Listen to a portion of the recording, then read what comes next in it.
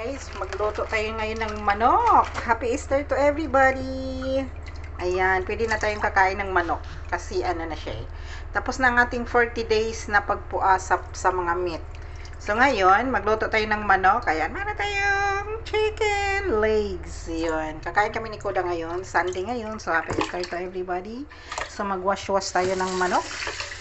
Ayan, hugasan natin ng manok ang maigi. Ayan. Anyways, nahugasan ko na to guys bago ko nilagay sa freezer. So, hugasan na natin ulit.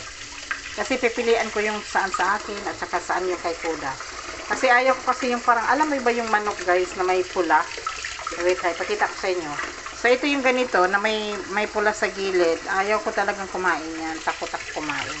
Pero nung nakausap ko yung babae na Chinese, na ano lang daw yan, nauntog. Yung sabi niya, wala daw problema yon pag may pula sa ganyan. Nauntog lang daw yung paa ng manok. O, diba? Ang saya. So, guys, ito na. Maghugas muna tayo at magluto tayo ngayon ng manok. Chicken legs.